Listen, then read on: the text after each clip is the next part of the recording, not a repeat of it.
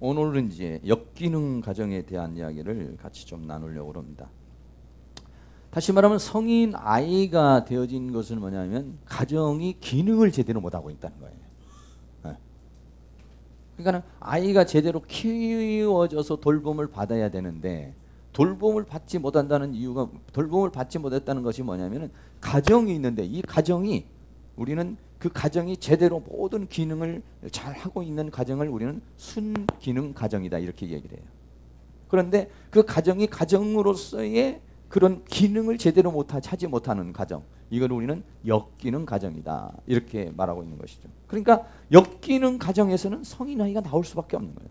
순기능 가정에서는 성인 아이가 나오지 않고 제대로 잘 돌봄을 받기 때문에, 적절하게 도움을 받기 때문에, 그렇기 때문에 거기에서는 이제 역기능 그런 성인 아이가 나올 확률이 적다 이렇게 말할 수가 있게 되는 것이죠. 그러니까는 가정이라는 게 얼마나 중요한 것인지 몰라요.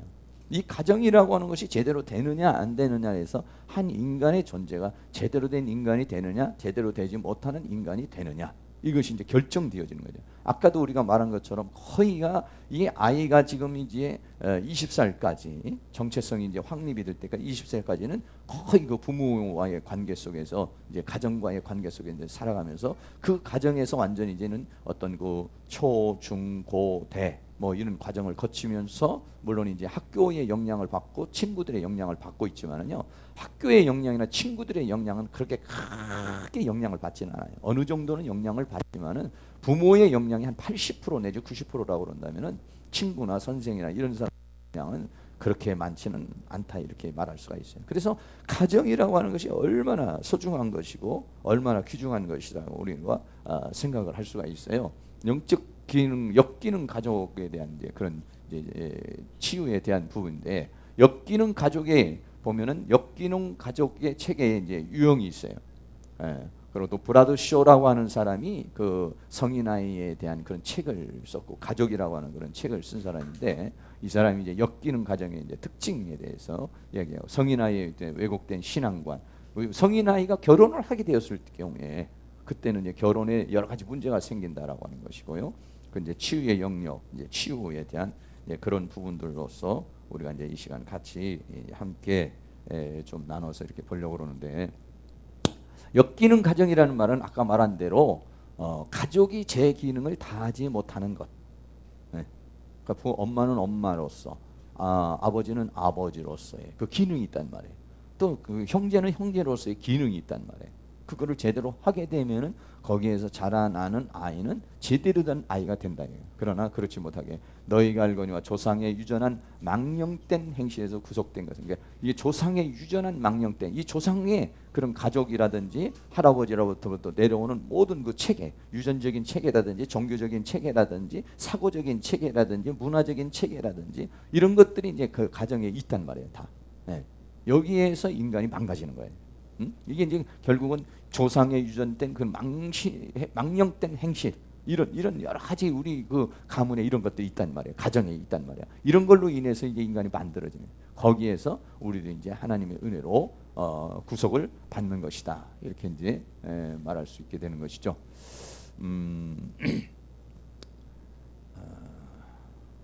동영상이 지금 어디에 들어가 있지? 좀 뒤에 들어가 있나? 지금 시간이 10시 53분.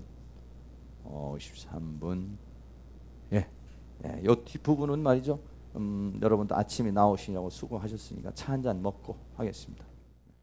간단한 그런 것을 우리가 봤습니다만, 술이라든지 게임이라든지 이런 것들을 위해서 이제 가정에 이제 여러 가지 이런 문제가 생기지 않겠어요? 그래서 이렇게 역기능 가족 체제가 돼버리면은 거기에서는 반드시 이제 성인 아이가 나온다 하는 것을 우리가 생각할 수가 있겠죠. 그래서 왜냐하면은 기능이 제대로 돼 있지 않은 그런 사회에서 살게 되고, 또 그런 가정에서 살다 보면 자연스럽게 그런 성인 아이가 이게 탄생할 수밖에 없다는 것이죠. 그렇기 때문에 역기능 가족 체계의 유형의 특징에 대해서 좀 이렇게 같이 좀 나눠보는데, 정서적인 그런 학대가 있는데, 약물 중독이나 남용 이런 부분들, 그렇죠. 부모 중이나 또 가족 중에서도 가족 중에서도 그럴 수도 있겠습니다만 부모 중에서 누구 한 분이 어떤 약물 중독이라든지 알코올 이런 것들로 이제 중독이 돼 있으면은 이 가정은 완전 이제 역기능 가정으로 이제 막 치사가 돌아가는 것입니다. 그리고 알코올 중독, 약물 중독이나 알코올 중독 이런 것이죠. 그러니까 알코올 중독 같은 것은 거의 이게 중독이 돼 버리면은요. 이런 어떤 상담만 가지고는 사실은 쉽지는 않습니다. 어떤 강제적인 약물이라든지 어떤 강제적인 그런 어떤 그 수단이 좀 들어가야지만이 되는 것이지 중독이 된 상황에서는 그냥 이게 상담만 가지고서는 좀 그렇게 치료하기는 쉽진 않다 이렇게 이제 얘기하고 가끔가다 우리가 이제 알코올 중독자들 그 전에도 저도 알코올 중독자인데 뭐 조금 있는 사람은 괜찮지만 아주 이제 알코올 중독자들은 본인 스스로 그래요. 저한테 그래요. 목사님 제가 말이죠 이 알코올 중독의 현상이 일어나면 말할 것도 그냥 데려다가 그냥 가둬놔야 합니다. 저는 이렇게 얘기를 하더라고. 그냥 가둬놔서 완전히 이게 차단이 된 상황이라 제정신이 돌아오는 것이지 그러지 않으면은 자기는 할 방법이 없다고 이렇게 얘기를 합니다. 그러니까 보통 이제 알코올 중독 그런 자들이 이제 있는 데에서 좀 사건이 발생하기도 하는 것도 왜 그러냐면 이제 방에다 가둬놔 버리거든요. 방에다 가둬놓는다면 쇠사슬로 묶어놔 버리거든요. 네. 가둬놓은 것만 가지고는 안 되면은 묶어놔 버려야 돼. 막 금단 현상이 일어나면은요, 이 사람 제정신이 아니거든요. 네. 막 그렇게 되니까 이제 어려움이 있어요. 그런 부분들이죠.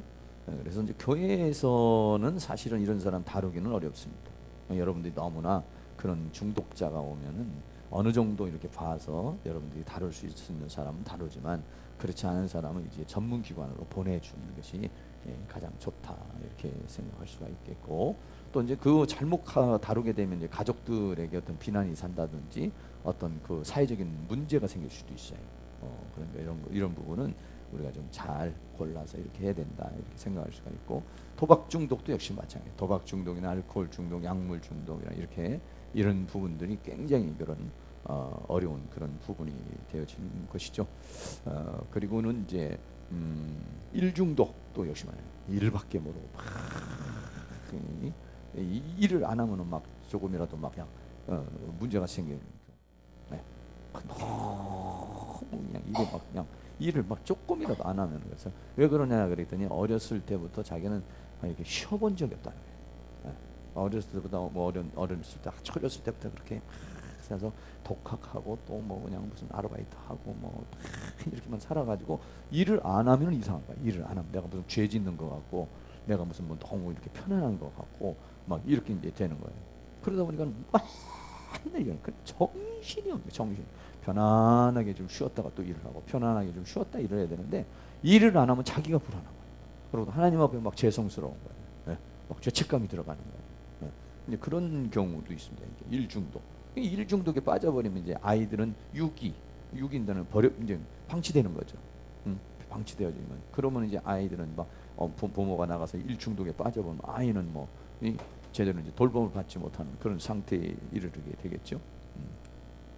근데 정서적으로나 심리적으로 혼란된 그런 어떤 가족 체계가 있는 것들 좀 가정이 좀 편안해야 되는데 늘 편안해야 돼요.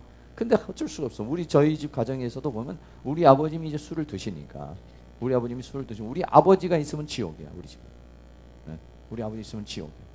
마음을 이상하게 마음을 편안하게 해주질 않아. 사람을 달달달달 볶던지 일을 시키던지 꼬투리를 잡던지 하여간 늘 얼굴에 이렇게 환하게 웃는 그런 모습이 없는 거야. 뭔가 불만이 있다든지 뭔가 이게 하여간 가족들을 이렇게 편안하게 두지는 이렇게 편안하게 오손도손 앉아가지고 이야기도 하고 뭐 이렇게 살아야 되잖아요. 근데 그런 적이 없어. 우리 아버지가 끼면은 그런 적이 없어. 하여간 여기는 문제가 생겨요.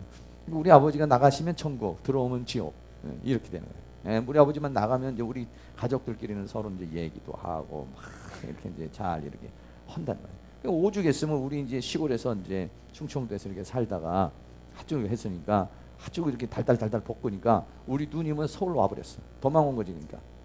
그리고 좀 있다가는 우리 형이 도망와 버렸어. 그러니까 나하고 내 동생만 남은 거야. 그래서 내가 그 시절에 내가 고생을 한 것 같아. 일 시킬 사람이 없잖아. 내가 했으니까. 둘 다 도망와 버려. 그래가지고 이제 와서 작은 아버지 집에서 이제 회사를 다니고 이랬단 말이에요. 공부도 제대로 할 리가 없는 거, 할 수가 없지. 그러니까. 그래서 우리도 이제 시골에서 이제 어머니가 이제 다 팔아버리고 이제 그러고 이제 다시 이제 서울로 이제 저 성산동으로 이제 온 거예요. 예. 그래서 초등학교 때 제가 6학년 때 이제 올라오게 된 것이죠. 그러면서 이제 그런 생활이 시작이 됐는데 뭐 지금은 뭐 그렇지는 않지만 지금도 약간은 그런 분위기가 있어요. 근데 일방통행이랬잖아 우리 아버지는. 뭔가 이게 그러니까는 어렸을 때 우리 아버지의 삶이 뭐냐면 우리 아버지의 어렸을 때의 삶이 약간 독선적인 그런 장남인데다가 또 할아버지가 좀 일찍 돌아가시고 그리고 그 위에 있는 할머니로부터 굉장히 사랑을 많이 받고 편견된 그런 사랑을 많이 받고 자라셨어요. 그러니까 자기밖에 모르는 거예요. 누구의 말을 듣는다든지. 그러니까는 이게 문제라는 거예요. 그러니까는 심리학에서 독자는 그 자체로서 정신병자다. 이렇게 그 얘기를 한단 말이에요. 독자가 돼버리면은 그 사람 자기밖에 모르는 거거든. 누구하고 나눈다든지, 누구를 배려를 한다든지, 누구를 먼저 세워놓는다든지 이런 것들. 이런 사람들이 만약에 목회자가 되면 굉장히 어려운 거예요. 왜? 목회자라고 하는 것은 막 섬겨줘야 되고, 먼저 자기가 희생해줘야 되고 이런 거잖아요. 근데 자기는 왜 살아오는 동안에 다 대접만 받아오는 것이고, 그러니까 막 엄마가 그냥 완전히 그냥 해달라는 거는 뭐든지 다 해주는 스타일이고, 이러다가 보니까는 이런 사람은 사회성이 떨어져 버려요. 관계성이 떨어져 버리는 거예요. 문제가 심각하게 돼버리는 것이죠. 그래서 굉장히 고통을 받아요. 만약에 결혼을 해도 역시 마찬가지예요. 부인이 자기를 대접 안 해주고 존중 안 해주면은 막 거기서 이제 트러블이 나고 말이죠. 이제 막 문제가 생겨버리는 거예요. 그래서 아이들 적절한 가운데서 여러분들이 잘 이렇게 양육을 시켜야지. 그러지 못하면은 좀 어려워요. 저희 같은 경우 요즘에는 뭐 제가 지난번에 그랬던 요즘엔 다 독자예요. 그래. 다 독자고 다 장남이라는 거야. 왜냐면 하나 아니면 둘, 딸 하나, 아들 하나, 뭐 이런 식이잖아. 어떤 경우는 하나, 우리 같은 경우도 하나잖아요. 그러니까는 저희 같은 경우는 이제 좀 어느 정도 이제 그런 부분에서는 좀 적절하게 늘 먹을 거 있으면 절대 혼자 다 못 먹게 하고 꼭 남겨놔. 엄마 거 남겨놔, 아빠 거 남겨놔. 이렇게 먼저 딱 떼어놓게 이렇게 해서 이렇게 해주고 뭐 이제 그렇게 이제 좀 해와서 뭐 이제 이렇게 독선적으로 가고 뭐 그런 부분들은 좀 방지가 된 것 같아요.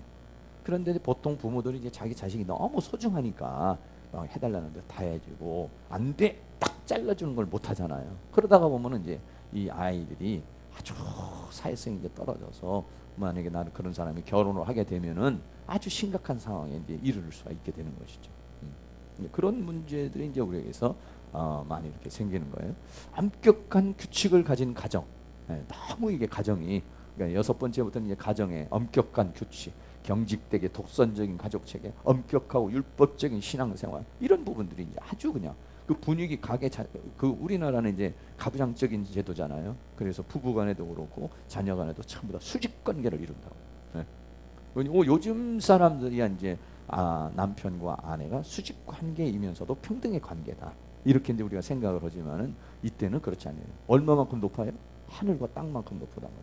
남자는 하늘이고 여자는 땅이라고 했다고. 그러니까는 완전 남존 여비 사상에서 이렇게 있단 말이에요. 그러니까는 아버지는 대장이란 말이에요. 명령 한번 떨어지면은 그냥 거기에 다 들어야 되는 그런 엄격한 그런 규칙을 가지고 있으니까 늘 긴장되는 거예요. 늘 긴장돼. 저도 마찬가지예요. 늘 긴장돼요. 긴장이 잘 풀어지질 않는 거예요. 긴장이 잘 풀어지지 않고 또 막 이렇게 이제 성취욕 같은 것들이 이제 많이 있어가지고 좀 웃으면서 편안하게 이렇게 가야 되는데 그렇지는 못해요. 하나님과의 관계도 똑같아. 하나님과의 관계도 늘 그냥 막 높고 높은 보좌에 계시는 하나님 아버지시여. 뭐 이렇게 그런 하나님으로만 아버지를 한번 상대해봤지. 아빠하고 나하고 만든 꽃밭에 뭔 별나라 얘기 같지. 꽃밭은커녕 뭐 손잡고서 한번 걸어본 적이 없는 거지 뭐. 그러니까는 전혀 그 하나님 아버지라고 하는 존재가 우리 아버지로 이렇게 투사되는 것이기 때문에 이게 말이야 느껴지지 않는 거예요. 다정하게 아빠 그러는 게 너무 이상하고 버르장머리 없는 것 같고 막 이렇게 이제 대하는 거예요. 똑같이 이렇게 이제 하나님과의 관계, 엄격한 규칙, 경직된 독선주의 이 엄격한 율법주의 이런 것들. 특별히 이제 아버지들이 나같이 이렇게 담즙질, 우리 아버지도 담즙질, 나도 담즙질, 우리 아들도 담즙질이라고 다 해보니까. 네. 그러니까 담즙질은 이건 완전 독재야, 이건 히틀러야, 이건. 그러니까는 그런 담즙질의 기질을 가지고 있는 사람이 그렇게 더 그냥 자기밖에 모르는 식으로 자라나면 이거는 정말로 정신병자라. 이거는 완전히 사회성이 없어요. 다른 사람 배려라는 게 없는 거야, 배려라는 게. 예?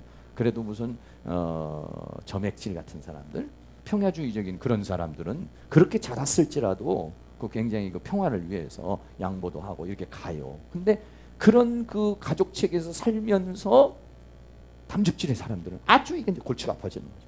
예. 예를 들어서 이제 그렇게 독자 같은 사람들은, 또 어떤 사람은 막 이렇게 편견을 받는다든지 아니면 계모라든지 뭐 이런 데서 사는 사람은 우울증 기질을 가지고 있는 사람들이 잘못하다가는 이제 문제가 생겨요. 담즙질은 거기서 그냥 계모고 뭐고 한 방 들이받아버리고 그냥 나가버리든지 이제 뭐 이렇게 하는데, 우울질은 이제 거기서 이제 막 슬퍼하고 힘들어하고 이제 이렇게 되겠죠.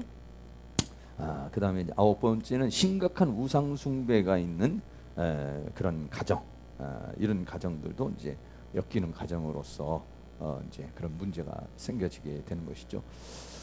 그리고 엮이는 가족 체계에서의 그런 어떤 그 육체적인 이제 성적인 학대, 육체적인 이제 성적인 학대 같은 게, 성적인 학대나 신체적인 폭력, 이런 신체적인 폭력 뭐 이런 거, 특별히 이제 여성분들 같으면 이제 남자를 원했는데 여자가 낫다, 여자는 뭐 공부할 필요도 없고 배울 필요도 없다, 뭐 이런 식으로 이제 한다든지, 이런 부분들도 이제 아주 이제 커서도 이제 막 그 여성이 여성스러워야 되는데 여성이 막 남성같이 행동을 해버린다든지 이런 이제 문제가 생겨지게 되는 것이죠. 그리고 또 근친상간에 이런 이제 성폭행이 있는 이런 가정, 이런 가정에서도 이제 이건 뭐 당연히 뭐 엮이는 가정이 될 수밖에 없는 그런 상황이 생길 수밖에 없겠죠. 뭐 요즘에는 좀 모르지만 옛날 같으면 이제 이런 일들이 더 많이 벌어질 수 있는 확률이 많이 있다. 또 그 다음에 외도를 하는 부모의 가정을 보면요, 외도를 하는 이런 부모의 과정을 보면요, 엄마가 만약에 부정을 저지르다니 아빠가 만약에 부정을 저지르잖아요. 그러면 굉장한 그 수치심을 많이 갖습니다, 자녀들이. 그리고 이런 아들은 잘못하면 나중에 막 결벽증에 걸릴 수 있어요. 결벽증에 걸려가지고 막 씻고 닦고 막 그냥. 그러니까 어떤 아이들은 뭐 그냥 문고리 열 때도 수건아이 하나 가지고 다니면서 닦고 열고 뭐 그런 정도라 좀 결백증이 걸려버리는 거야. 막 불결하다는 거야. 내가 막 불결한 존재로 막 느껴지는 거야, 이게.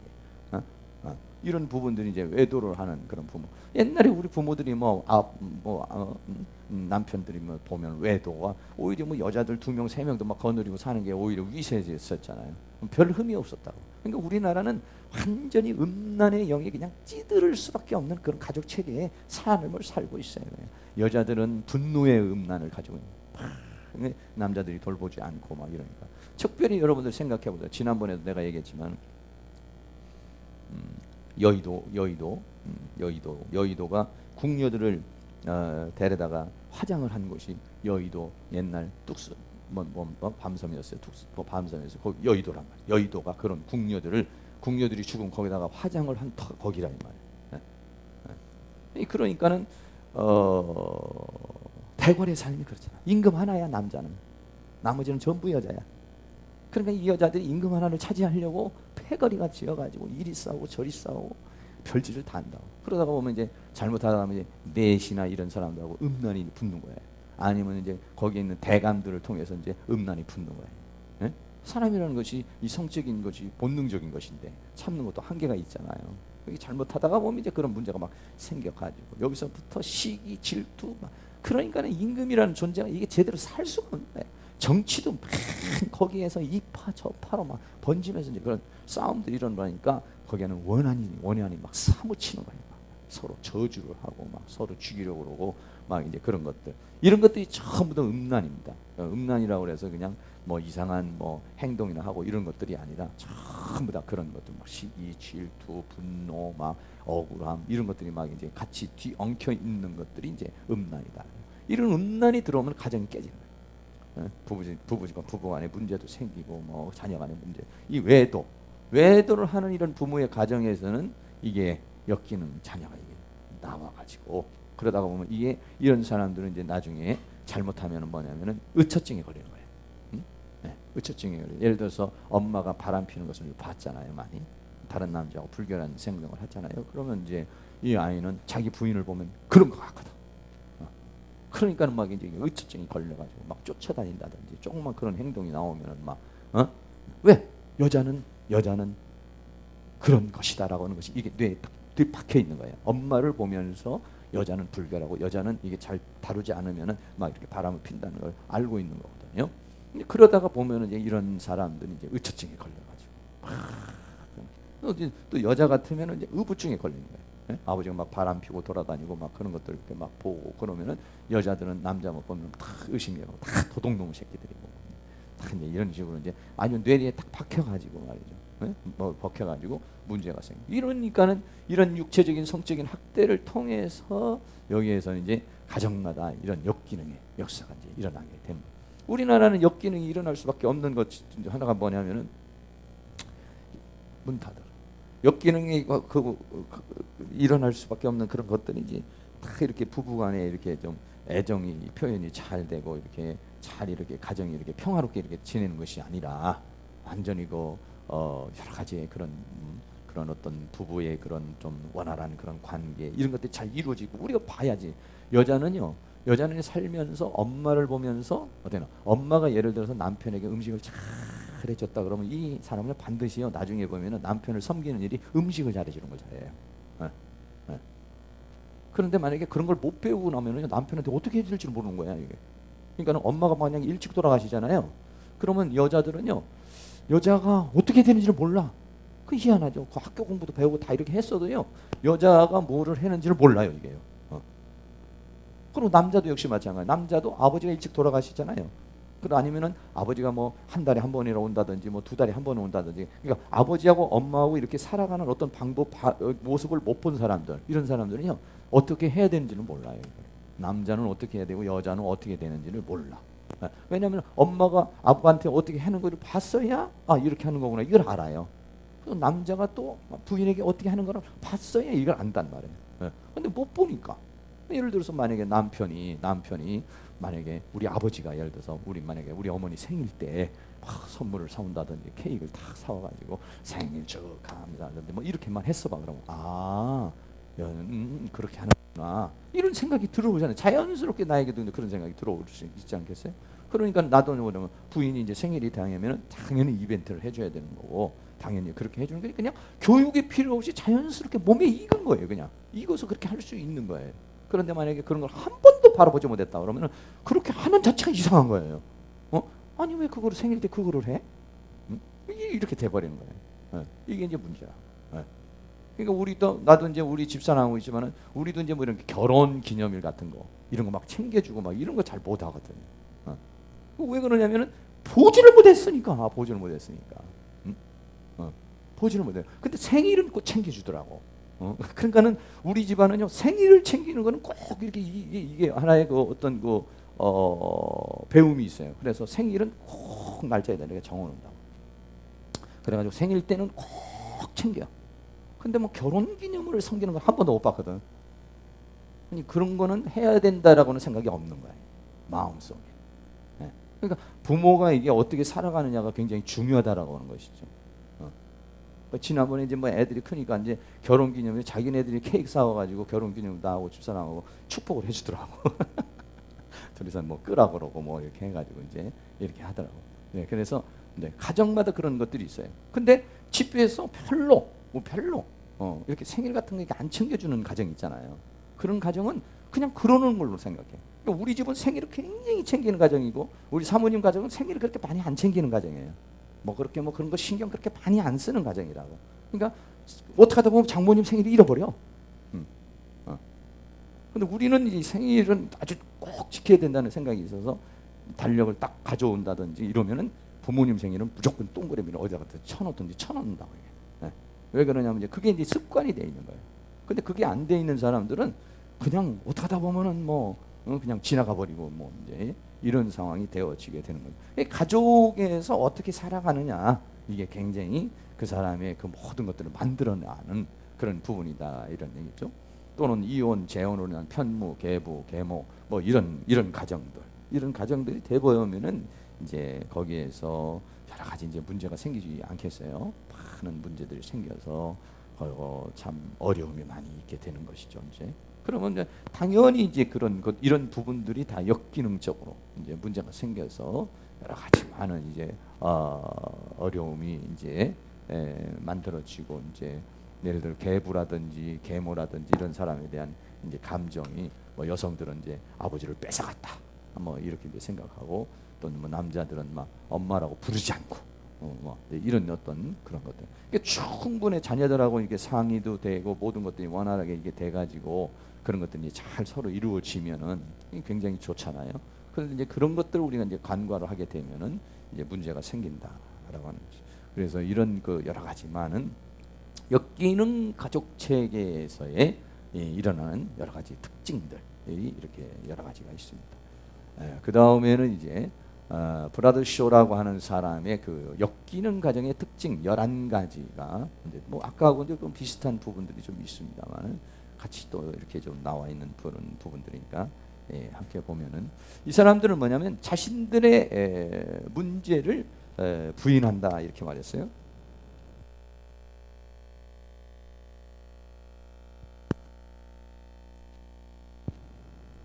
무슨 얘기냐면은 우리 가정에 어떤 문제가 있다든지 자기 자신의 어떤 문제가 있으면 이걸 시인을 해야 되잖아요. 근데 시인을 하질 않아요. 우리 가정에 무슨 문제가 있느냐 이렇게 생각을 하거든요. 치료라고 하는 것은 뭐냐면요, 인정을 했을 때 이제 치료가 일어나는 거예요. 근데 이 사람들이 인정을 안 해요. 내가 무슨 문제가 있다는 자체를 인정을 하지 않아요. 그러니까 그 사람들은 그렇게 되면 치료는 불가능하다 이렇게 우리는 생각할 수가 있게 되는 것이죠. 그 다음에는 이제 친밀감에 없어서 가족 구성원 간에 거리감이 느껴지는 거예요. 뭔가 이게 친밀하고 오손도손하고 따뜻하고 이렇게 하고 아버지 손을 잡으면은 뭔가 전기가 오고 엄마 손을 잡으면은 뭔가 따뜻한 정이 오고 온기가 와야 되는데 이게 손을 잡는다는 게 이게 오히려 좀 이상해지고 이렇게 좀 안아주고 말이야 이렇게 다독거려주는 거 이런 것들이 오히려 이제 안 되는 거 이런 것들 이런 게 문제죠. 저도 마찬가지로 우리 세대에 뭐 아버지나 엄마가 이렇게 뭐 막 포용을 해준다든지 아니면 엄마 아빠가 둘이서 뭐 포용을 한다든지 이런 우리는 잘 못 보고 우리는 살잖아요. 스킨십이 잘 없잖아요. 그러니까는 오히려 그런 걸 하는 게 굉장히 꺼려진다고 이상하게. 그러면 이제 그런 것들이 잘못 발전되면 이제 성생활에도 이제 문제가 생기는 거예요. 그게 자연스럽지가 못하는 거예요.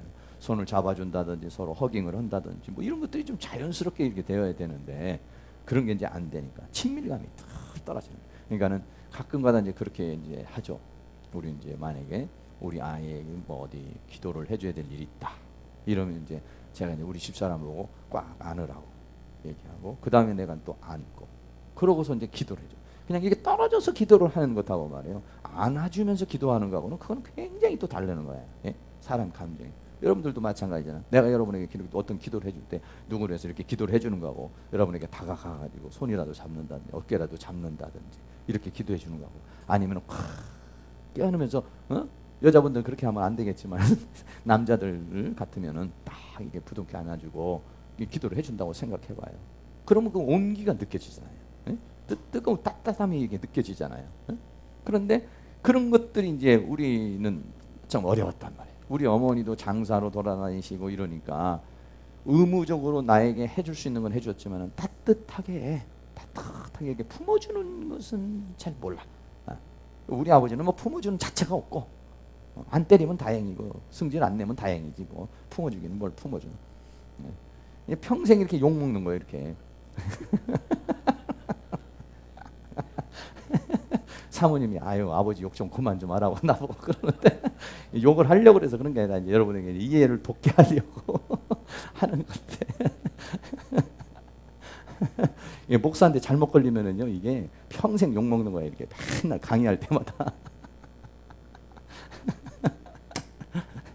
그러니까는 따뜻하게 안아주고 뭐 보듬어주고 이걸 해줘야 되잖아요. 근데 그런 게 없다고. 그러니까 나도 그렇게 부족한 거야 예를 들어서. 그러니까 나도 부족해요. 그래서 일부러 퍼포먼스를 하는 거예요. 예를 들어서 일부러 막 조금 지금도 약간 좀 이게 뭔가 약간 닭살이 돋으려고 그러는 그런 것도 있는데 그래도 이제 일부는 이제 아니까 이런 것들은 네? 그러니까는 이제 기도를 지난번에 우리 김봉수 집사님 그 영찬이가 좀 다리가 좀 다쳐가지고 기도를 해줄 때도 이제 그렇게 기도를 와서 영찬이 다리가 다쳤길래 너 이게 다리 다친 게 뭐 딱 관심 가지려고 그런 것 같으다냐 그랬더니 맞아요 그래. 그래서 이제 우리 김봉수 집사님이 안고 또 이찬영 집사님이 안고 둘이서 안으라고 그랬어 아이를. 그리고 또 내가 안고 그렇게 기도를 해줬어요. 그러니까 얘가 너무 좋아하는 것 같아. 그걸 원하는 것 같아. 그러니까는 어린아이의 행복은 부모에게 있는 거거든요. 어린아이의 행복은요 부모에게 있어요. 부모에게 칭찬받을 때, 엄마에게 사랑받을 때, 아빠에게 사랑받을 때 그 최고의 행복이거든요. 최고의. 그러니까는 100점 받았고 막 시험 져가지고 막 달려와가지고 막 100점 맞았다고 이렇게 하잖아요. 그럼 어제도 맞았는데 뭐 그거 가지고 대단한 거라고 그렇게 떠드냐? 이러면 사랑도 척 죽이는 거야. 예. 그래, 오 100점. 얼마죠? 계란 후라이라도 하나 해줄게. 뭔가 이게 뭔가 감동이 있어야지 말이야. 감동이 있어가지고 막 부모가 기뻐하고 부모가 즐거워하면 그걸 하고 싶은 거예요. 왜? 사람은 인정의 욕구라는 게 있단 말이에요. 예? 인정의 욕구가 있어서 부모에게 인정. 어렸을 때는 그 부모에게 인정받는 거, 부모에게 사랑받는다는 거 얼마나 정해. 여러분 야곱의 12아들 중에서 요셉만 그렇게 사랑하고 나머지 사랑을 안 해주니까 어떻게 죽여버리고 싶은 사람 살인이 거기서 나오잖아요. 가인도 마찬가지예요. 자기 건 안 받았잖아요. 자기 건 안 받으니까 거기서 살인이 나오는 거예요. 그러니까는 어린아이들의 입장에서는요 사랑을 받을 때는 행복이에요. 사랑을 못 받을 때는 죽음이에요. 네. 그게 안 채워지는 거예요. 그게 행복감을 못 느끼고 자기는 너무 불행하다 이런 이제 생각을 갖게 되는 거예요. 이 친밀감이라는 거. 지금이라도 여러분들이 자꾸 자녀들이 좀 커도 괜찮습니다. 자녀들이 커도 뭐 이렇게 우리 한만득 강사님 자녀들이 커도요 안아주면 좋아요. 안아주세요. 안아주세요. 네. 나갔다 오면은 가가지고 딱 안아주면서 수고했다. 어떨 땐 나갈 때 안아주면서 오늘 나가서 그냥 막 뒤통수 대다가 오늘 차 조심해라잉. 오늘 일찍 들어와라잉. 이러면 잔소리가 되는 거고 딱 안아주면서 기도를 해주면 이건 잔소리가 아니라 너무 좋은 거예요. 네. 그렇게 이제 해주기가 어렵잖아요. 쉽지 않잖아요. 네. 저도 역시 마찬가지로 이렇게 말하는 저도 잘 못해요. 왜냐면 나는 이제 저쪽 방에서 공부를 하고 있으면 우리 애가 간다 그러면 갔다 와 이런다고 들어오면 알았어 이렇게 한다고. 근데 그게 좀 근데 이 내적 치유를 하고 나서 나는 거지. 아무리 급한 거 하다가도 놓고 나가서 왔냐? 지금 나가는 것이냐? 뭔가 이게 반응이 있어야지. 뒤통수 다 대고 잘 갔다 와라. 들어왔니? 이건 아니야. 그렇게 돼버리면 이게 친밀감이 없어지게 되고 그 따뜻함이 없어지게 돼요. 그러면 그 자녀가 뭐래요? 자기 자식도 그 자녀한테 또 그렇게 한다고요. 자꾸 대물림이 되는 거예요. 그러면 안 되죠. 나가가지고 요즘에는 이제 번호키가 있어 착착착착 하고 들어오잖아요. 이게 사실은 별로 안 좋은 거예요. 띵동 하면 이제 누구세요? 하면서 나가서 문을 열어줘야 되는 건데 하여튼 요즘에는 귀찮으니까 이제 사실은 이제 그렇게 안 되는데 원래는 이제 뭐 저희 집 같은 경우는 뭐 그냥 띵동띵동 맨날 계속 띵동띵동 내려왔다 올라가면 띵동 이게 안 되니까. 근데 이제 출근했다가 이렇게 한 번씩 들어오면은 그런 거 좀 중요하죠. 그게 안 된다는 거예요. 그게 이 거리감이 있어. 뭔가 아버지하고 거리감이 있고 엄마하고 거리감이 있고 형제들하고도 거리감이 있어. 이런 것들이 그렇습니다. 수치심이 뭔가 모르게 우리 집은 좀 그래. 뭐 맨날 아버지하고 엄마하고 이렇게 싸우고 우리 집은 좀 다른 집하고는 틀려. 이런 어떤 우리 가정에 대한 수치심을 가지고 있어요. 자녀들이. 그래서 자기 자신에게도 그런 수치심을 가지고 있어요. 그래서 이 수치심이라고 하는 거 아주 안 좋은 것 중에 자신감이 없어지고 자기는 막 이렇게 또 막 완벽주의로 가려고 그러고 막 여러 가지 안 좋은 그런 것들이 이제 일어나게 되는데요. 그런 이제 수치심이 그 가정에 이렇게 쫙 이렇게 내포되어 있어요. 비분화된 가족 집합체다 이렇게. 비분화되었다는 것은 가족 서로의 영역이 나누어져 있지 않다는 거예요. 네. 서로의 관계가 다 이렇게 속박돼 있다는 거예요. 너는 너, 나는 나를 이렇게 또 나름대로 이렇게 좀 어떤 그 자율적인 그런 부분이 있어야 되는데 엄마가 만약에 겁에 딱 질려 있으면 모든 사람이 거기에 묶여 버리는 거예요. 예. 이런 것들을 말해서 비분화된 분화가 이루어져야 되는데 비분화가 일어나지 않고 한 사람이 문제가 있으면 전부 다 꽉 이렇게 밀려가고 한 사람이 있으면 쫙 밀려가고 예. 그래서 그 가정에 의해서 막 그냥 흔들려 버리는 이제 그런 상황의 가정이라고 하는 것이죠. 다섯 번째는 개인적인 필요를 채우지를 못한다 이렇게 말했어요. 네, 그래서 이 가정이라고 하는 데서 자기의 어떠한 것들이 채워져야 되는데 이 채워지지 않는 가정이에요. 내가 뭔가를 해줘야 되는 가정이야 이게. 네. 그러니까 집이 그 집안이 뭐 가고 싶겠어요, 있고 싶겠어요. 네. 뭔가에 자기의 불만과 욕구와 이런 것들을 채워주고 그것을 소화시킬 수 있는 그런 가정이 되는데 그게 잘 안 된다 이런 얘기죠. 그다음에 여섯 번째는 대화. 대화는 공개적인 갈등이나 의견의 차이, 양보가 없다 이렇게 하면서 대화가 이게 잘 안 이루어지는 거예요. 대화가. 네. 대화를 하다 보면 갈등이 생긴다든지 의견 차이가 너무 생겨가지고 막 양보가 안 된다든지 뭐 이렇게. 네.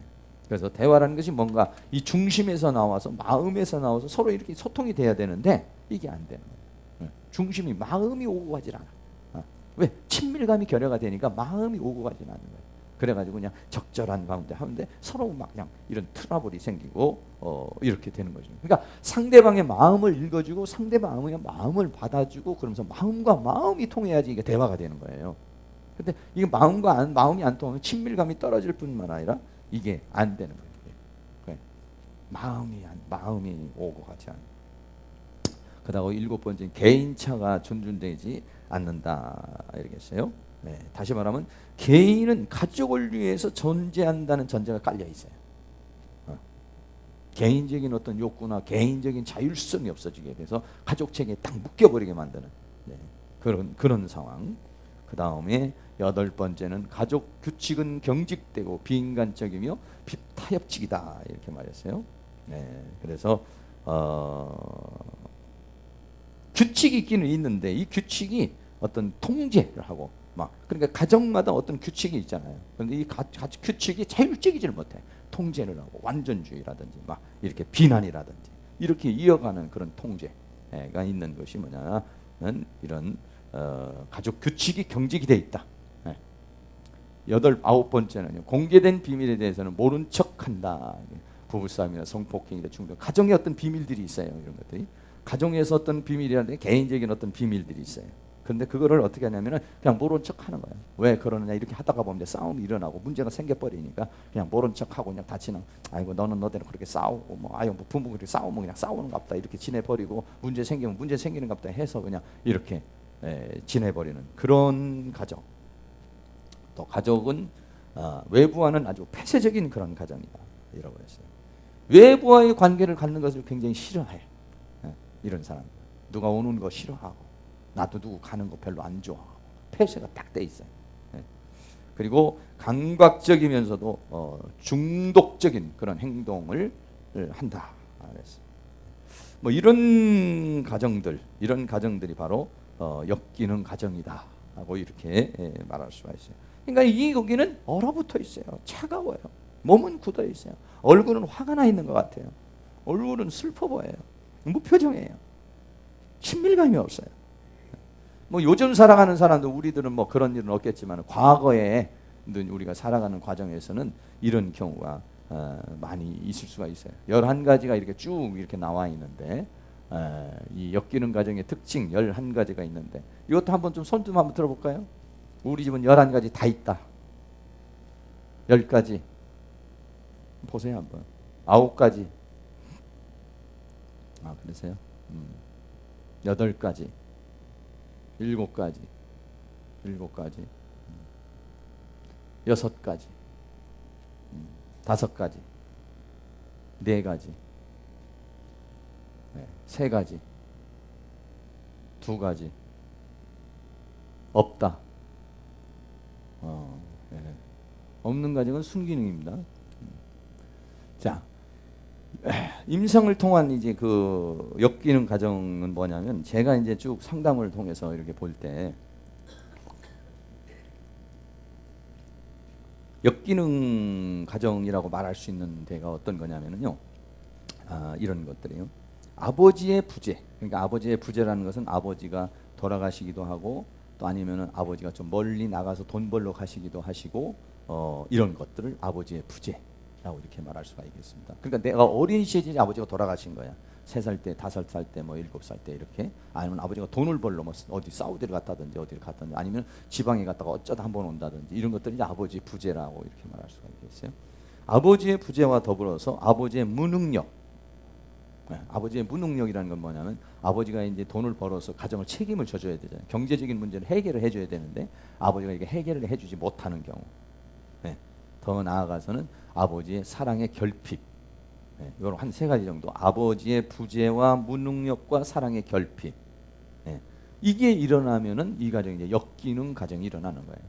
아버지가 없거나 아니면 아버지가 그 가정을 경제적으로 책임을 져주지 못하다거나 아니면은 그 가정에 아버지가 사랑의 결핍이 빠져 있는 경우.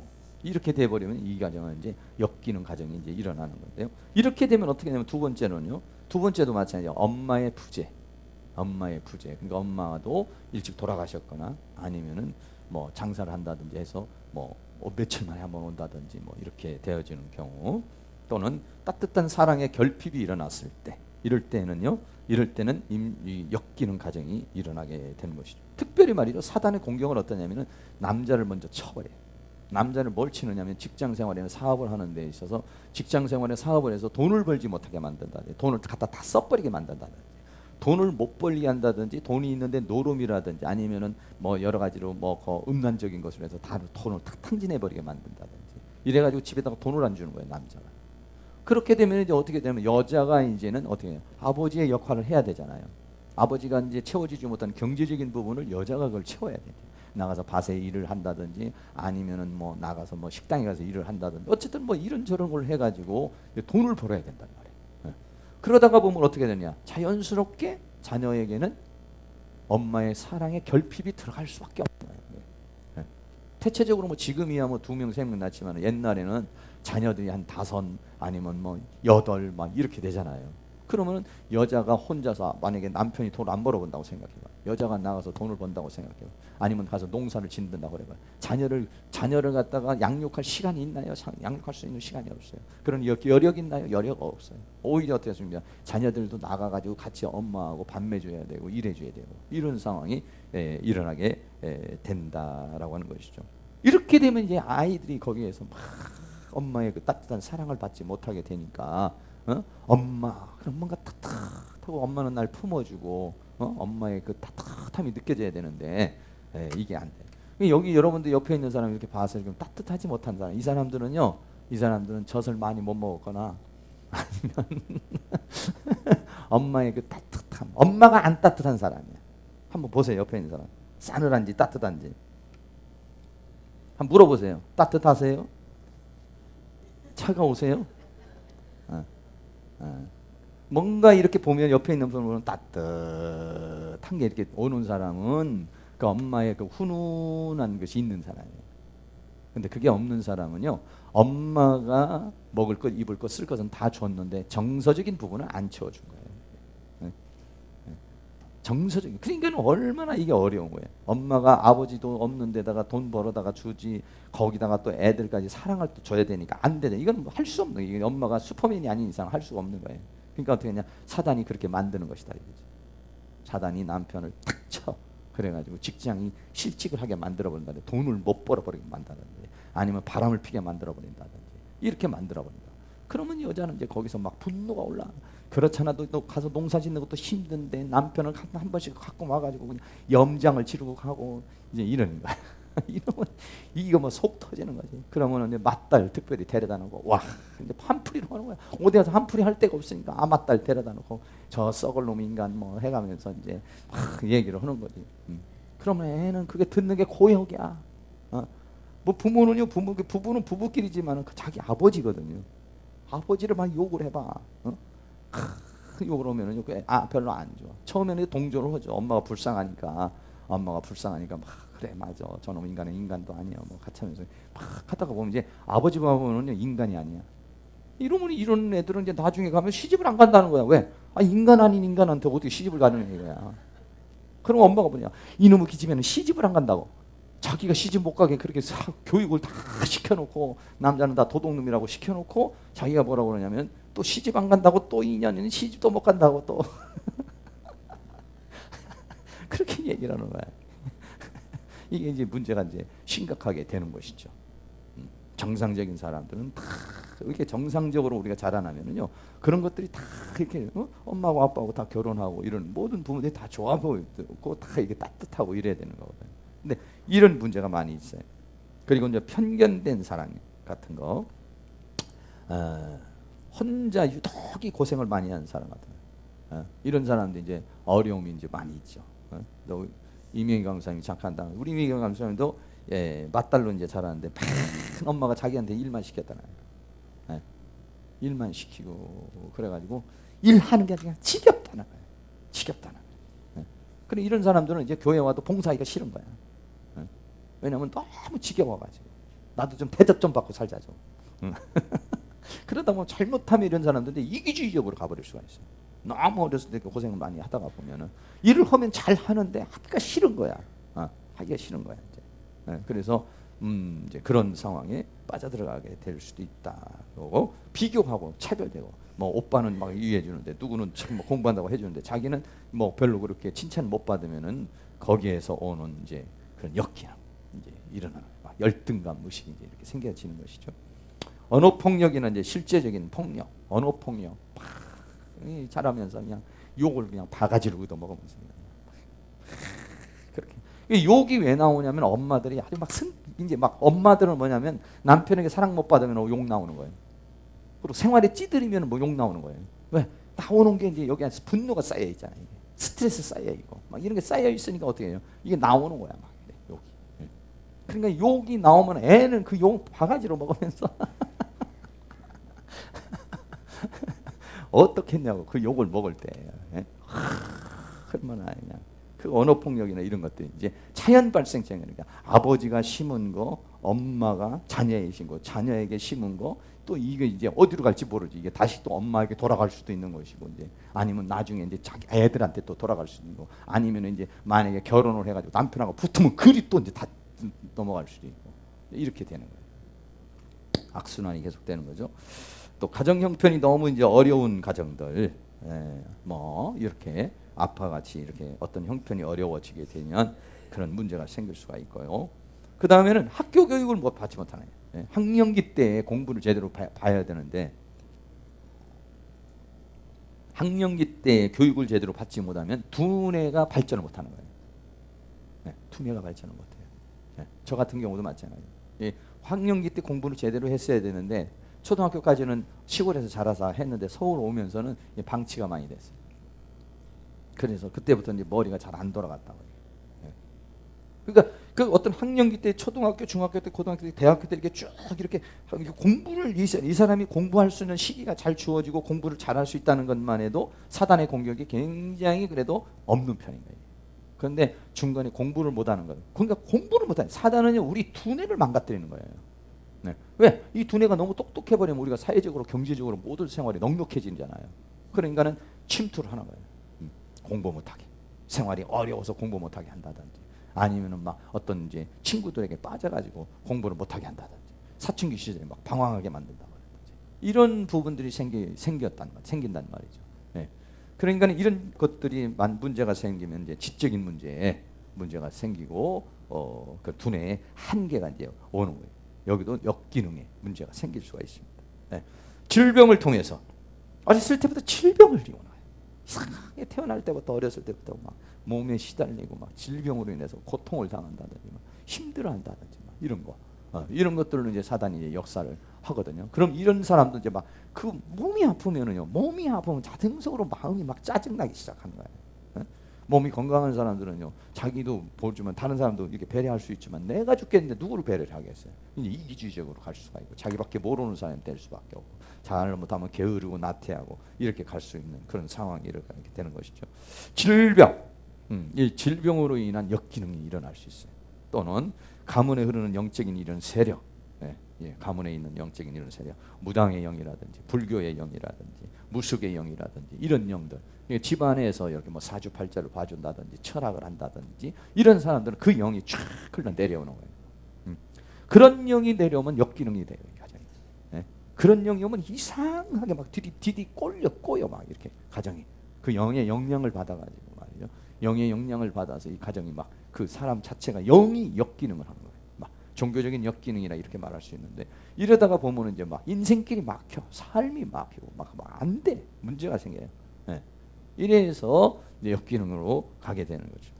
또 가문에 흐르는 유전적인 것들, 가문에 흐르는 유전적인 것들이 특별히 이제 음란. 우리나라는 대한민국 이 음란 문제. 하여간 이 음란을 언제 때려 다 끊어낼지 모르겠지만 음란이 우리나라는 제일 음란의 문제 또는 혈기, 혈기, 음란, 혈기 또는 뭐 여러 가지 단명, 단명하는 것 또는 사고나 이런 것들이 일어나는 가정들이 많이 있어요. 가문에 흐르는 이런 유전적인 것들이라고 말할 수 있고 영적 세력이라고도 말할 수 있는데 아니면 이제 질병, 내력이잖아요. 질병으로.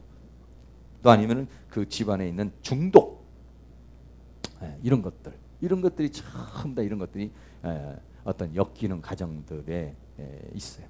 오후 시간에 이제 역기능 가정에 대한 이제 검사를 한번 해서 내가 어느 정도 역기능 가정인가. 내가 이제 원래 내가 엮이는 가정이 어느 정도인가 요거 검사하고 지금 현재는 그 엮이는 가정에서 나의 그 성인 아이는 지금 어느 정도 됐는가 요거 이제 오후 시간인데 한번 테스트를 한번 할 건데 이런 것들이 이제 우리에게 있어요. 이런 부분들이 다 이런 것들이 있으니까 이런 부분에서 우리들이 지금 신학을 하고 하나님 예수를 믿고 믿음의 생활을 해서 하나님의 축복으로 가려고 그러는데 근데 이런 것들이 참 다 우리를 발목을 잡는 거야. 이런 것들이 가정 내에서 관계를 깨뜨려 버리고 사업을 하는 사람이 인간관계가 깨뜨려 버리고 사회적인 관계가 잘 안 되고 이런 것들이 우리들에게 막 뒤범벅이 되니까는 일을 해도 잘 안 되고 뭔가 결정을 해도 잘 안 되고 우리가 어떤 열매가 없고 문제가 생기고 이런 부분들이 우리에게서 나타나고 있다 이렇게 말씀할 수가 있어요. 네. 그러면 숨기는 가정은 뭐 숨기는 가정에 대해서는 많이 얘기는 안 하고요. 숨기는 가정은 어떤 가정이냐? 숨기는 가정은 어떤 가정이냐? 여기서 한 6개, 한 7, 8개 뭐 이렇게 말할 수 있는데 숨기는 가정. 자, 숨기는 가정은 어떤 가정이냐? 첫째, 무조건적인 사랑이 있었다. 네. 우리 집은 참 무조건적인 사랑이 있었다.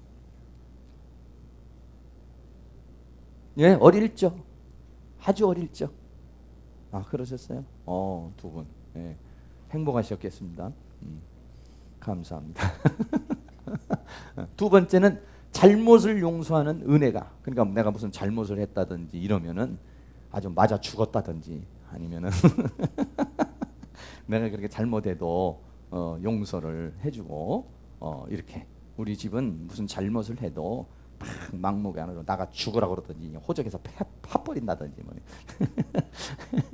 아니면은 뭐 그냥 저놈은 그냥 아주 그냥 된통 그냥 혼 좀 나와야 된다든지 이렇게 안 하고 이렇게 용서하는 은혜가 있었다. 네. 예, 그래요. 다음에 자존감을 채워주는 칭찬과 격려가 있었다. 참 잘했어요.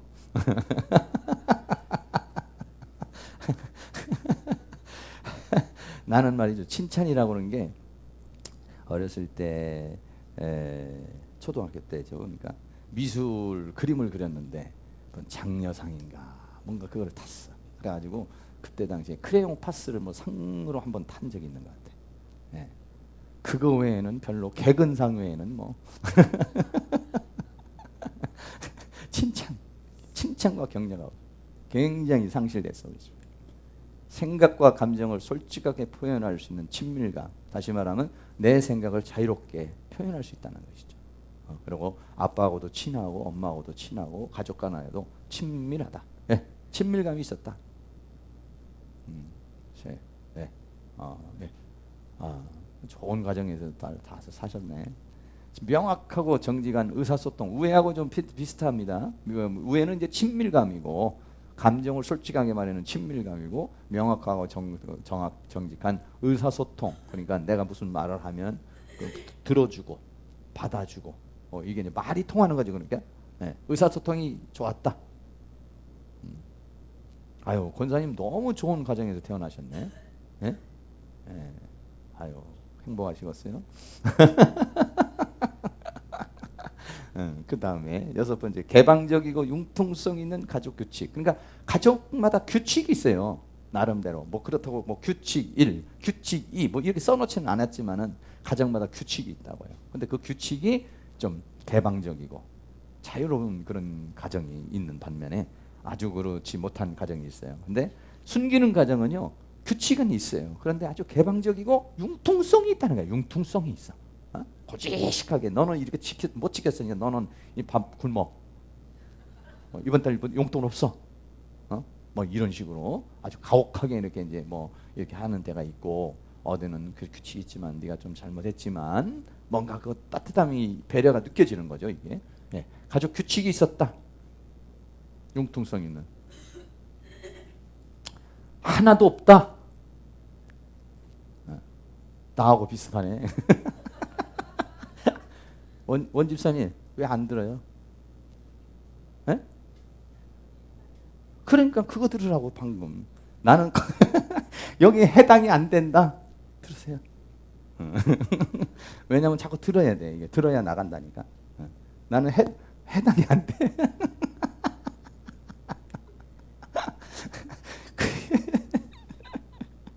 그래 이게 순기능의 가정은 이게 무조건적인 사랑이야. 사랑이 뭐 이러니까 저렇게 해주고 뭐 이런 게 아니라 무조건적인 사랑이 있고 잘못을 용서하는 용서가 있어. 잘못했어도 그리고 자존감을 채워주는 칭찬해주고 격려해주고 이 순기능. 친밀감이 있고 의사소통이 있고 또 가족적인 이런 아주 규칙이 있어요. 여기다가 이제 이런 그 순기능 가정은 이런 가정에다가 여기는 안 써놨습니다만은 가문에 흐르는 이 좋지 못한 유전적인 것들이 별로 없는 거야. 예를 들어서 그 집안에 막 무당의 영이 막 세다든지 아니면은 뭐 그냥 그 집안에 좀 약간 정신적으로 이상한 사람들이 많다든지 이런 게 별로 없는 거야. 그러니까 영적으로 이렇게 막 휘둘리는 게 없는 가정. 이런 가정이 뭐냐면 이게 순기능 가정이에요. 엮이는 가정은요 보면은 그런 게 많아. 그런 게 많아. 누가 막 그냥 단명해서 뭐 죽었다든지 뭐 아니면 뭐 그냥 막 사고가 많이 많았다든지 말이야. 이런 것들이 이제 많은 게 이제 엮이는 가정이에요. 근데 순기능 가정은 영적인 그런 것들이 그렇게 방해를 받지 않아. 네. 어때? 가문에 흐르는 좋지 못한 유전적인 것이 우리는 별로 없다. 네, 별로 없다. 네, 별로 없다. 네. 또 뭐 가문에 흐르는 영적인 흐름이라든지 유전적인 것들이 이제 별로 없는 사람들. 영적인 것도 없고 유전적인 거. 우리 집안에는 뭐 특별히 뭐 어디가 아프다든지 뭐 어떤 우린 그런 아버지 병력 내려 뭐 당뇨병이 있다든지 아니면 뭐 콩팥이 안 좋다든지 아니면 뭐 뼈가 안 좋다든지 뭐 이렇게 이런 것들이 이제 별로 없는 사람, 없는 가정. 그것도 한번 손 들어볼까요? 별로 없어요. 튼튼하시네. 자, 이런 가정들이 뭐냐면 순기능 가정이라는 거예요. 이런 순기능 가정에서 태어난 사람은 자연스럽게 그 사람은 이제 평탄한 길을 갈 수 있겠죠. 물론 다 그런 건 아니에요. 아무리 이렇게 순기능 거예요. 엮이는 가정에서 살아도요 괜찮은 사람도 많이 있습니다. 그리고 또 이제 순기능의 가정에 살아도 오히려 골치 아픈 사람도 생기는 날 수는 있어요. 그러나 비율적으로 봐서는 역기능에서 태어나면은 자연스럽게 그 사람은 역기능의 그런 현상이 성인 아이가 될 수가 있고 순기능의 그런 삶을 가정에서 산 사람들은 좀 평탄한 그런 길을 갈 수가 있다. 이렇게 말할 수가 있게 되는 것이죠. 자, 이렇게 되게 되면 이제 성인 아이의 그 왜곡된 이제 신앙들이 이제 만들어지는 거예요. 이렇게 이런 아이들은 이제 하나님께 대한 신앙도 이제 완전히 이제 그렇게 왜곡이 돼 버리는 거예요. 그래서 하나님은 아주 잔인하고도 변덕스러운 하나님이다. 왜? 신뢰성이 없어요. 네, 신뢰를 못 하겠어요, 하나님이. 나를 지켜주고 나를 끝까지 나를 인도한다라고 하는 책임져 준다라고 하는 그런 게 대해 신뢰성이 없는 거예요. 두 번째는 요구하고 용서하지 않는 하나님. 집안에서 용서를 많이 받아보고 부모로부터 용서를 많이 받아본 사람은 내가 하나님 앞에 기도하고 하나님 앞에 잘못했다고 하면은 하나님 날 용서해 줄 것이다. 이런 마음이 생기잖아요. 그런데 용서의 체험이 없는 사람들은 하나님 앞에도 내가 막 용서를 빈다는 자체가 좀 이상하고 정말 용서를 해줄까? 막 이런 생각이 이제 오게 되는 것이고요. 또 조건적이고 불공평한 하나님, 조건적이고 불공평한 하나님, 뭔가 하나님이 나에게 어떤 그 똑같은 모든 사람에게 똑같은 사랑을 해주지 않고 부모에게 편견된 사랑을 받다는 편견된 차별을 받았다는 이런 사람들은 이런 하나님에 대해서 똑같은 그런 생각을 갖습니다. 또 하나님이 멀게만 느껴져요. 하나님이 무익한 하나님. 하나님이 나에게 뭐 해준 게 뭐 있어? 하나님이 있기는 있지만은 있는다고 믿기는 믿지만은 그러면 하나님이 따지고 보면 하나님이 나한테 해준 게 뭐가 있어? 하나님 멀게만 느껴지고 하나님 무익한 하나님. 나는 하나님 나한테 별 도움이 안 된다. 손 들어보세요. 하나님 나한테 별 도움이 안 된다. 많이 도움이 되나 보네. 하나님은 나한테 불공평하다. 불공평하죠. 불공평하죠. 나만 뭐라고 그러는 것 같아? 그래. 그래.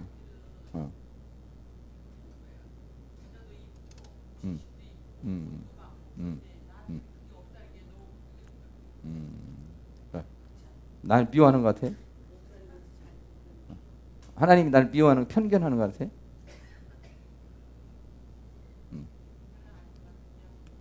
하여간 불공평, 뭐 좀 못마땅하다 이거지. 이따 얘기해서 그 불공평한 하나님이 하고 그렇게 그럼 아주 잔인하고 변덕스러운 하나님, 요구하고 용서하지 않는 하나님 별로 없네요. 때로는 친절하지만 혼란스러운 하나님. 어떨 때는 하나님께서 나한테 이렇게 잘해 주시는 것 같아요. 어떤 때는 영 헷갈려. 헷갈리는 하나님.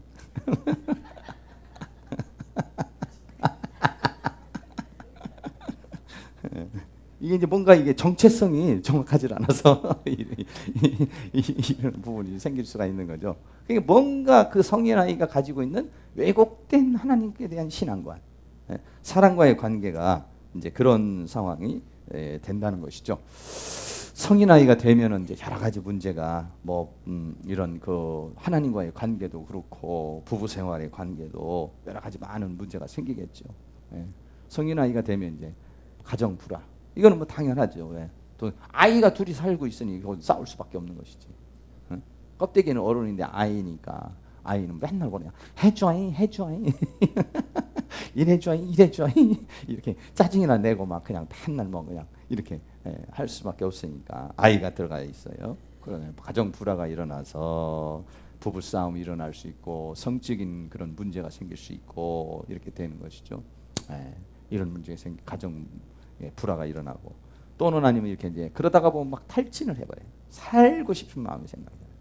부부싸움 하고 나는데 막 삶에 막 능력이 막 생긴다. 혹시 그런 분 있어요? 한바탕 했더니 살만 난다. 사실은 한바탕 하고 올 때는 그냥 분 풀릴 것 같아 하고 하는 거거든요. 근데 하고 나면은요, 막 사람이 깔아지는 게 부부싸움. 하고 나면 속 시원할 것 같은데 하고 나면 후회되는 게 사실은요 부부싸움이거든요. 탈진돼 버려. 탈진이라는 건 뭐냐면 무기력해져 버려요. 내가 살아서 뭐해?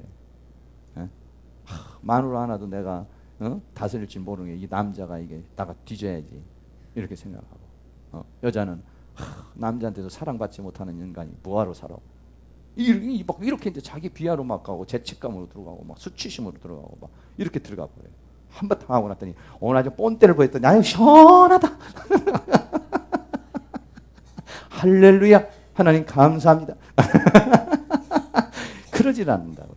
부부싸움을 하고 나면 이상하게 막 죄책감이 들어가는 거야. 이게. 남자는 남자대로 막 그런 마음이 들어가. 그러다가 보면 이제 무기력증에 들어가게 되는 거예요. 무기력증에 들어가면은요 자연스럽게 직장 생활이라든지 사업이라든지 이게 될 리가 없어요. 나가서 사람이 기분이 좋아야 직장 생활도 잘 할 수 있고 사업도 잘 되는 것이지. 한바탕 하고 나는데 사업이 쫙쫙 풀리더라.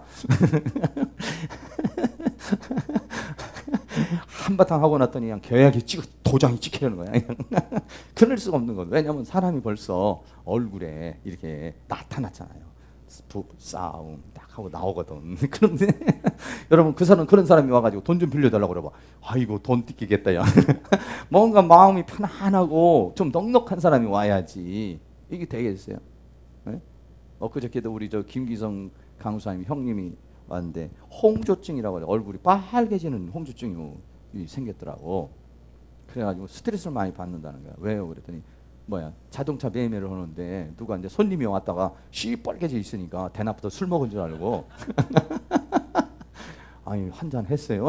이렇게 해도 아니 나 그게 아니라 뭐 홍조라고 그래도 어쨌든 하여간 좀 거부 반응을 일으키는 거야. 그렇잖아도 성질을 나 죽겠는데 그 더 그러니까 막 더 스트레스가 쌓이는 거야. 그래서 내가 이제 두 부부 이제 앉혀놓고 이제 쭉 얘기를 했어요. 그래서 내가 앉아가지고 여기서 한번 한번 하라고 그랬더니 그냥 하더니 한 번 더 하세요. 한 번 더 하세요. 아니 그만할래요. 어때요? 그러냐? 아유 속이 다 시원하네. 그래서 기질 검사를 했어요.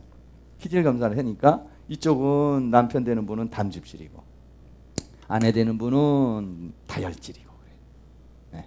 그러니까는 이게 이제 다혈질하고 담즙질하고 잘 맞으면 잘 맞아요. 그런데 다혈질은 약간 철부지 같은 스타일이야.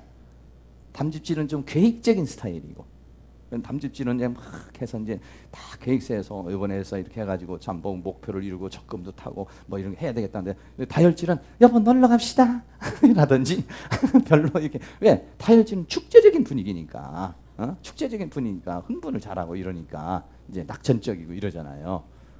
나는 지금 뭐 그냥 지금 힘들어 죽겠는데 옆에서 그러면은 안 들어줄 수도 없고 뭐 이제 그런 부분들이 좀 생길 수도 있죠.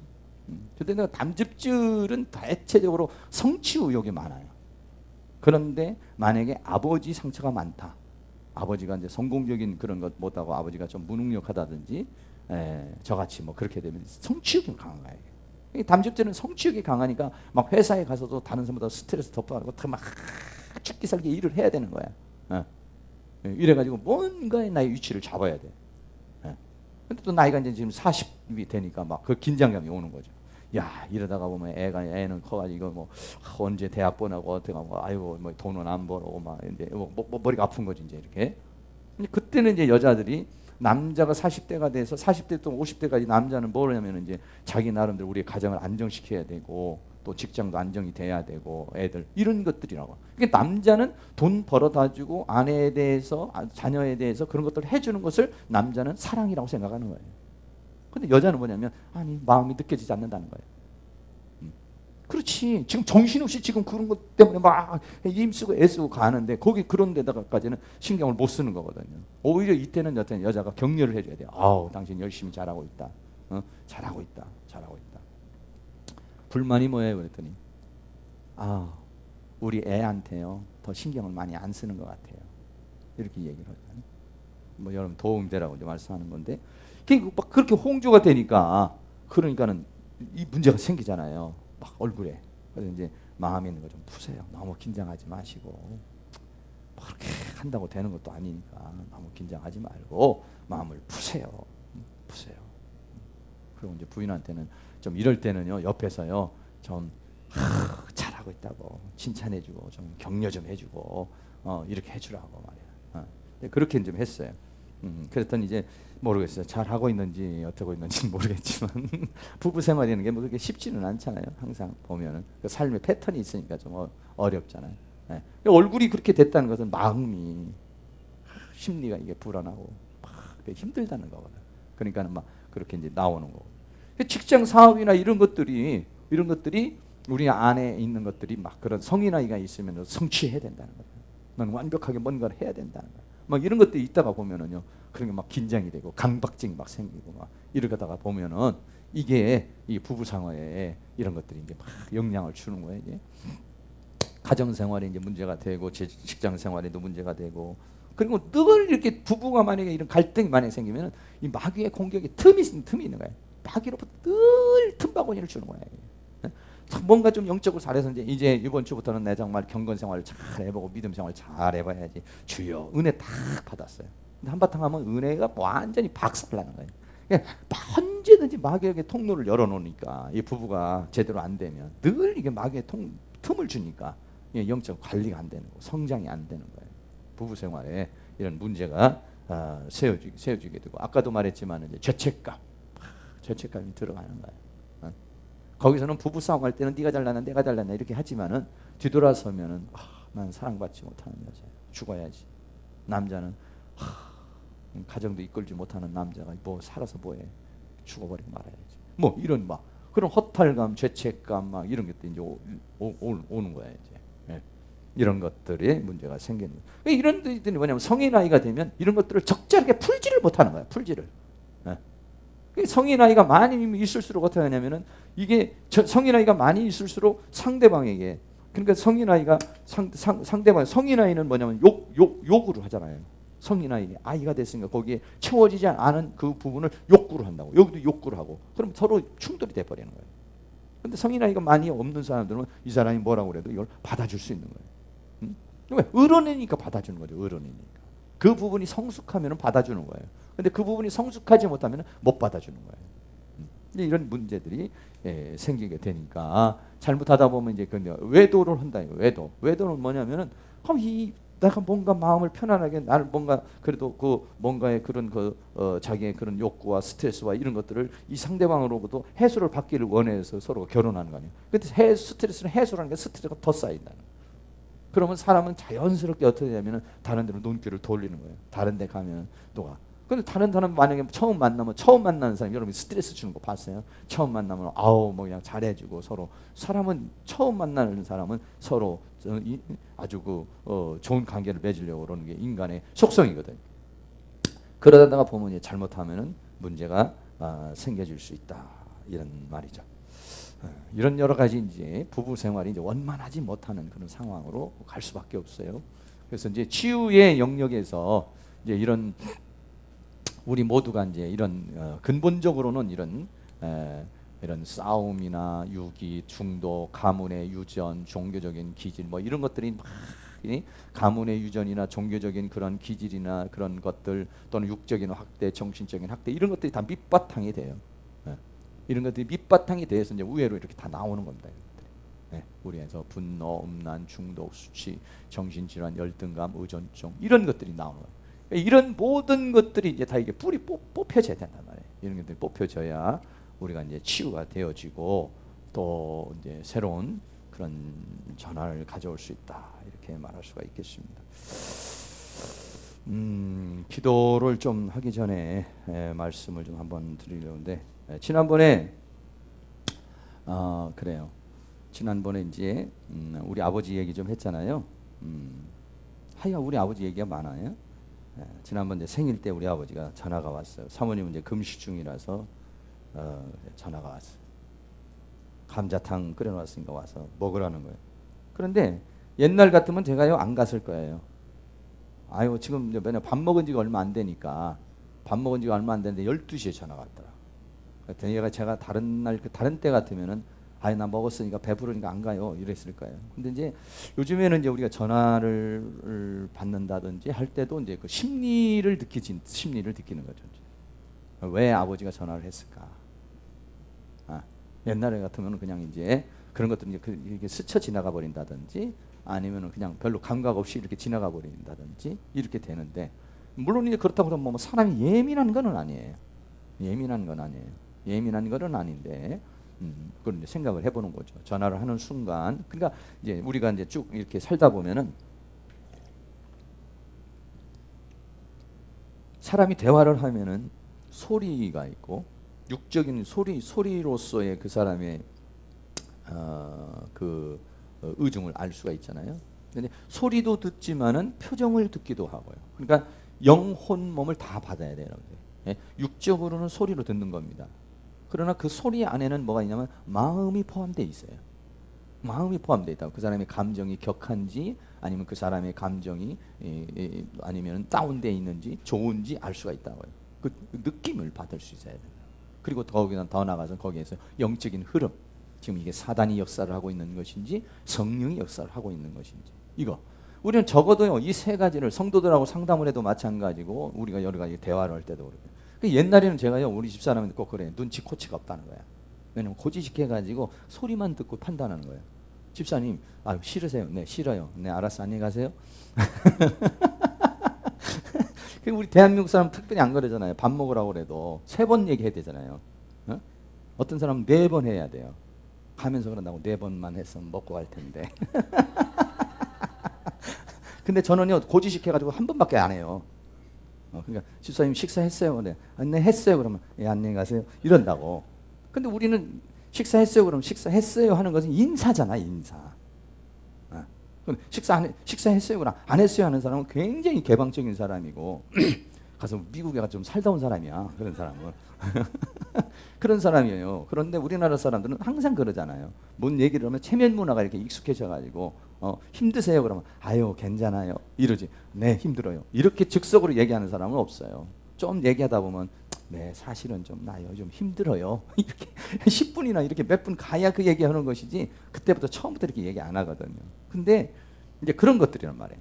그런 걸 들을 수가 있어요. 여러분들이 상담을 자꾸 하시다가 보면은 연구를 하고 기질을 알고 심리를 파악하고 이러다가 보면은 이제 더 많이 이제 생각을 하게 되고 느낌을 갖게 되고 영으로서도 그런 것들이 개발이 되기 시작을 하는 거예요.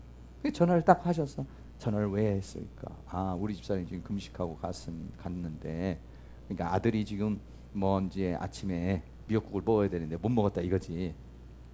그 전날에 이제 뭐 어머니가 전화 와서 아이고 우리 성도님께 이미 다 먹었으니까 염려하지 말고 그냥 있는 게 날 도와주는 거라고 이제 그렇게 얘기했는데 우리 어머니하고는 그렇게 통화가 끝났는데 우리 아버님이 본인이 이제 나름대로 왜 얘기를 해야겠냐면 우리 아버님이 나한테 상처를 많이 준 분이잖아요.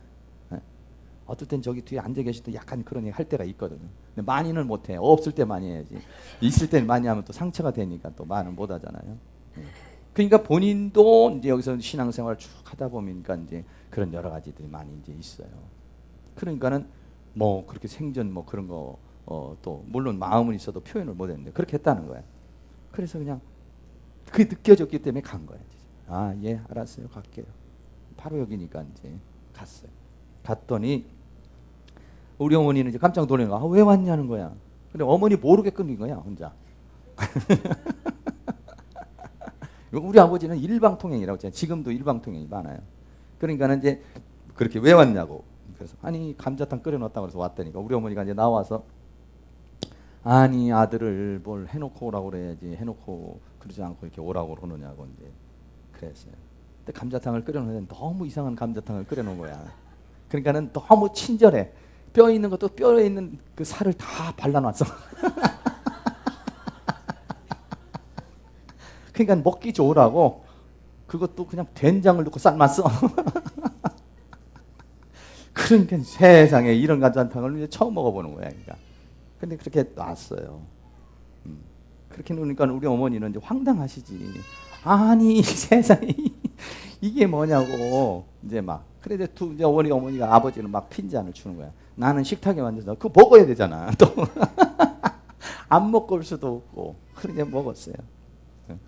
먹었는데 맛이 이상해. 그러니까 뼈다구만 그냥 살만 다 발라놓고 좀 이따 이제 국물을 주는데 국물은 또 왜 이렇게 짠지. 내가 그랬어. 아니 아버님 그 저기 뭐야 저런 데 가서 감자탕 안 먹어봤어요. 먹어봤대. 그런데 어떻게 이렇게 끓였어요? 그랬더니 나름대로 끓인다고 끓인 것이 이상하게 된 거예요. 이제 작품이. 그래서 이제 그거를 먹고 그렇게 이제 온 거죠. 근데 이제 사람이라는 게 그렇잖아요. 물론 음식 맛도 좋고 그러면 좋지만은 음식 맛이라는 건 사실은 중요한 게 아니잖아요. 그럼 내가 뭐 감자탕을 뭐 사 먹을 뭐 돈이 없겠어요. 아니면 뭐 그러겠어요. 근데 뭐냐면 아버지의 사랑을 느끼는 거잖아요. 그분이 나에게 직접적으로는 내가 옛날에 너무 술 먹고 부부싸움에서 니네들한테 미안하다 이런 말을 직접적으로는 안 하시지만은 간접적으로 하는 거거든요. 간접적으로 이렇게 표현을 하면서 이렇게 얘기를 해주시는 것은 그걸 느끼는 거죠. 제가 옛날 같으면 이런 못 느꼈을 거예요. 근데 이제 우리가 이렇게 이제 삶을 살다 보면 그 마음을 다 이렇게 이제 느껴지게 되니까 그걸 이제 맛있게 먹고 맛있게 먹었다고 그러고 이제 이렇게 왔습니다. 우리가 인생을 살면서 그런 것 같아요. 부부가 이제 이 반찬 밥을 해주고 그럴 때 사실은 뭐 반찬의 맛도 중요하지만은 마음을 먹는 거잖아요. 사랑을 먹는 거지 반찬을 먹는 건 아니거든. 된장찌개 하나라도. 처음에는 이게 부인이 이제 처음 결혼해가지고 끓여주면은 뭘 해주면은 좀 이상한 느낌이 있어요. 그 엄마 냄새가 안 나는 거. 그 엄마 냄새는 뭐냐면 엄마는 그냥 뭔가 그 사랑이 담겨 있는 거예요. 엄마로서의 그 자식을 향한 사랑, 거기 담겨 있는 거예요. 근데 부인은 그런 차원이 좀 다르죠. 이성적인 사랑이니까. 그러니까 그 맛을 이제 못 느끼는 건데, 그래서 이제 그 조금 이제 그런 갭이 조금 있습니다. 오늘날 우리가 살아가는 가운데서도 이게 마음을 읽어주고, 그러니까 마음을 읽을 수 있다는 거, 또는 마음을 전할 수 있다는 거, 이게 매우 중요해요. 상대방의 마음을 읽는 것도 중요하지만은 마음을 전할 수 있다는 것도 굉장히 중요한 것입니다. 우리가 이런 공부를 이렇게 쭉 하고 성이나 이런 것도 쭉 뭐 복잡하잖아요. 쭉 하지만 처음에는 막 그냥 10가지 뭐 이렇게 하지만은 좀 하다가 보면은 이제 느껴져요. 이런 것들이. 저 사람이 이런 성이나이의 공백이 있고 뻥 뚫린 부분이 있어가지고 저 사람이 저렇게 하는 거구나. 이런 것들을 우리가 이제 알게 되면 마음을 아는 거잖아. 그 사람이 껍데기는 성인인데 아니 당신은 애 같은 행동을 하고 있어. 가 아니라 껍데기는 성인이지만은 애같이 행동하는 것은 그 부분에 이 사람이 빵꾸가 났구나. 그래서 지금 저 사람이 저렇게 하는 거구나. 이해를 하면 돼요. 이해를 하면 그 성인아이를 달래주려고 그런다고. 이해를 하면 그 성인아이를 우리는 감싸주려고 그러는 거예요. 그런데 이해를 못하면 당신은 어떻게 하는 행동이 그렇게 애들 같고 철부지 같고 그렇게 그냥 속이 없냐고. 속이 없지 조그만하니까. 그렇게 완전 반대예요. 대화가. 우리는 겉만 보는 것이 아니단 말이에요. 알면도 보고 더구나 그 영을 바라볼 수 있는 그런 눈들을 우리들이 가지게 되면은요. 여기는 인간관계도 많아지고 친밀감도 나오네요. 왜? 저 사람이 나를 알아준다고 그랬을 때 얼마나 친밀감이 더 깊어지겠어요. 그렇게 했을 때는 따뜻한 가정이 되고 더 나아가서는 더 큰 하나님의 은혜의 역사 속에서 좋은 관계를 맺는 은혜가 있게 될 줄로 믿습니다. 마지막으로 우리가 먼저 늘 이렇게 생각하고 있는 그런 부분입니다만은 치유가 들어가면은 처음에는 직면을 해야 되죠. 그 다음에는 토설을 해야 되고, 그 다음에는 용서를 해야 되고, 그 다음에는 동일시 회개. 동일시 회개라는 건 뭐냐면은 아버지의 죄를 내가 대신 해결해요. 아버지가 만약에 안 계시다, 어머니가 안 계시다, 그렇게 하면 어떻게 합니까? 또는 상대방의 죄에 대해서 내가 동일시 이렇게 아버지의 죄를 내가 대신 회개하고, 엄마의 죄를 내가 대신 회개하고, 뭐 이런 것들 동일시 회개고, 또 성령의 치유. 가장 중요한 건 직면입니다. 직면이라고 하는 것은 뭐냐, 우리가 떠오르는 거예요. 태아기 때부터 시작을 해가지고 태어나서부터 영세에서부터 젖 먹을 때부터 전체적으로 쫙 한번 생각을 해보는 거예요. 그래서 아까도 나의 살던 고향 우리가 한번 해봤습니다만은 여러분들 이 시간에 한번 눈을 감고 우리 이제 지나온 시절을 한번 생각을 해보고요. 무엇이 서글펐었는지, 무엇이 힘들었었는지, 무엇이 아팠었는지 한번 생각해 본 다음에, 그리고 난 다음에 한 10분 정도 한번 통성으로 하나님 앞에 여러분의 감정도 쏟아내고 용서도 하시고, 여기 있으면 회개할 것도 있으면 회개하시고, 그런 이제 시간들을 한번 가져보려고.